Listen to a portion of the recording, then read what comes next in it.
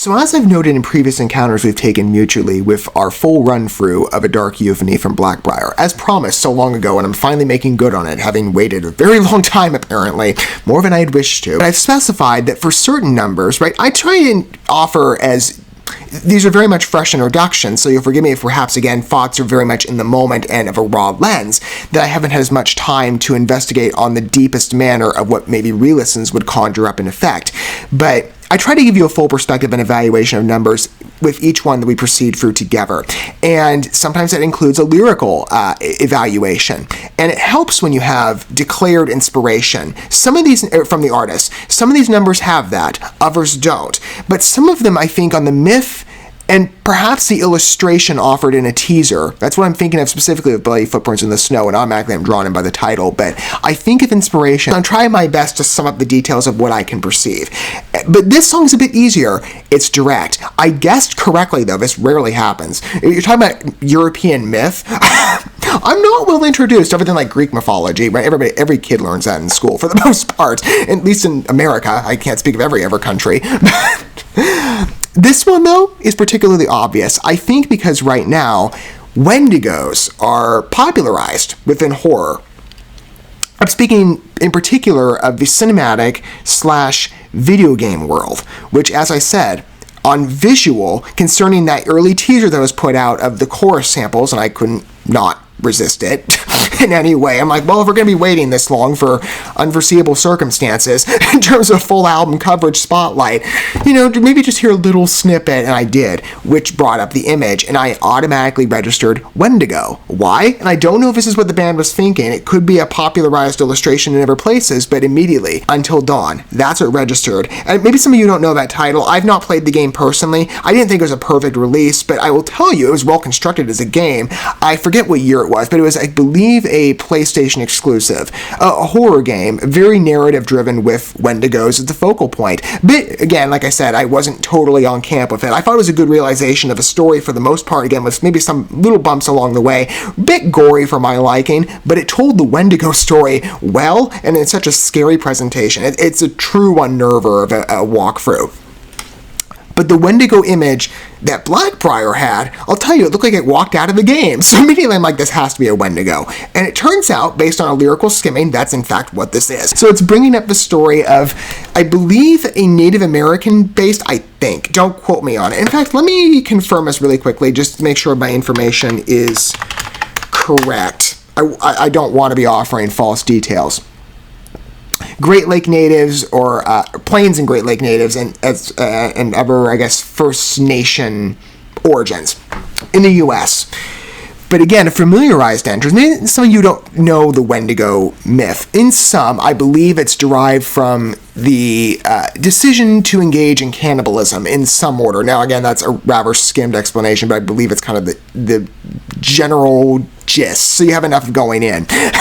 And I could see why that could be a troublesome, journey for maybe I haven't read the lyrics in entirety, but I would imagine from BLACKBRIAR this is going to be the lens of that's the foreboding creature. At least this is what the image conjured up. If someone's running away, like who wouldn't? That's what you do for most of the game anyway. But it's a particular subject of horror that's been popularized in many recent cinematic debuts. Some I've watched for myself, and I thought, aside from very gory presentations, I'm thinking notably of what was that?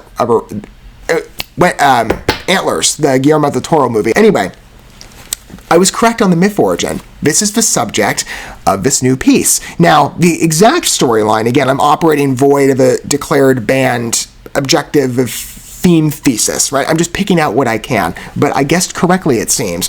However we look at it, though, it's going to be a fun exploration. That's been the gist of it, Dark Euphony thus far, and BLACKBRIAR, a longtime favorite of mine for many years now, since I was first introduced back in 2020. And as I've widened out my scope of European rock and metal talents, of which they were a preceding group in terms of introductions here to many other names, they are a longtime favorite. If you haven't been introduced yet, symphonic Gothic metal. Think that on origin. Mythic intrusion on lyrics, as you can clearly see by that explanation, with dynamic musical constructions and transfixing vocals. I'm sure Zora will impress us always. And the band generally, beautiful competence on musical exploration. Their scores are incredibly inviting, and the complexity and the density of their releases is something admirable. If you've not witnessed, again, I welcome anybody. Longtime fans, of course, I know there are many of you, but any fresh initiate listeners, I hope some of you have not yet set foot, maybe even with the European rock scene.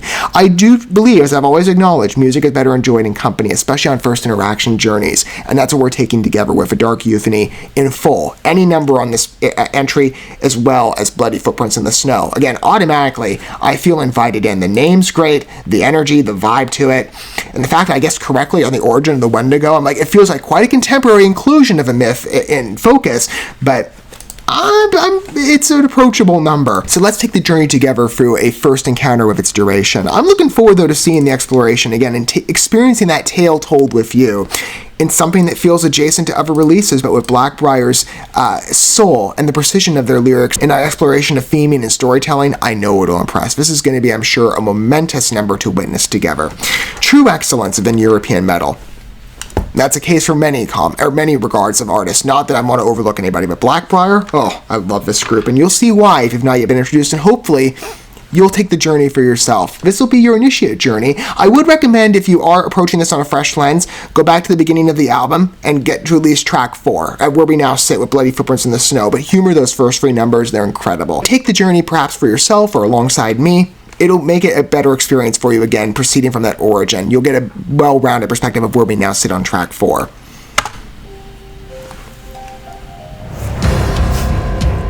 Troubled already.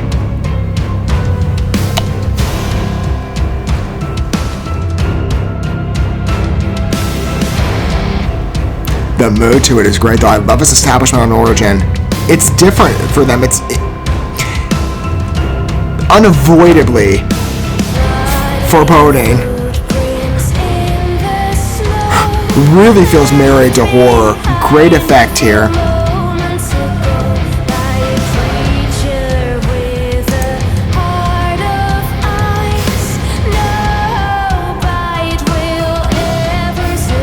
That's true.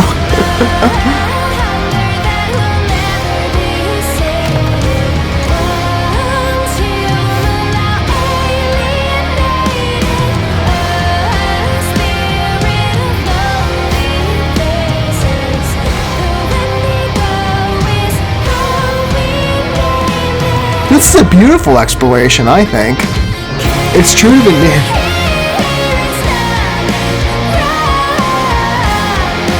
It's a great survey. And the vocal climbs on this chorus, great choice. Even the words, too, voraciously. It's a perfect description. It's not a word we hear in common speak, right? Feels quite professional.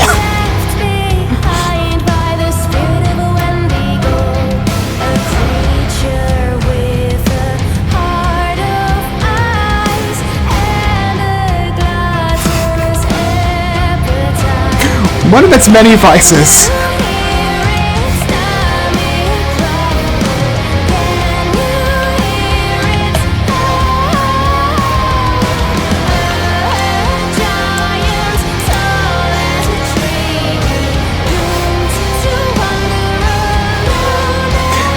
I don't know for sure if they're thinking of Until Dawn as an inspiration, but it feels like they're just reading into the video game. Let's adapt the story and song, and like you've done it well. It feels closely matched.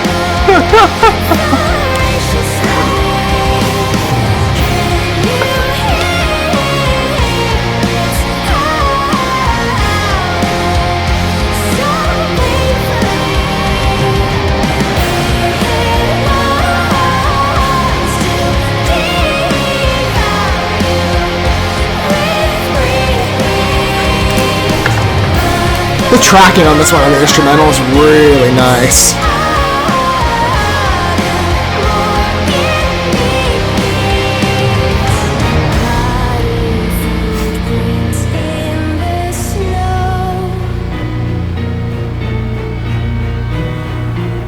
We return back again to the thriller sense, the suspense, married again in the vocal placements.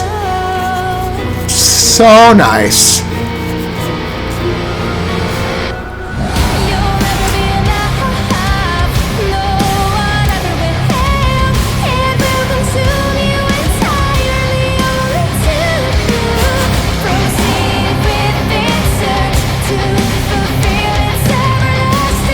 This is a wonderful section.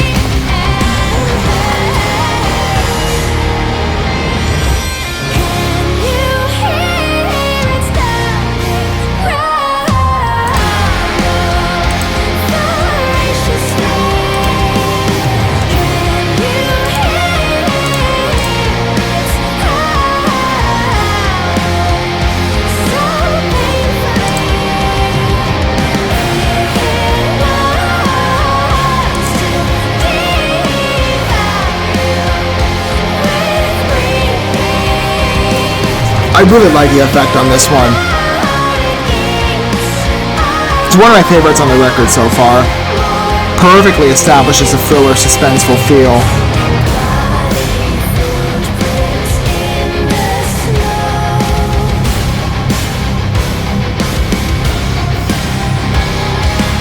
And the incremental crawl to our conclusion is such a nice path to it, isn't it?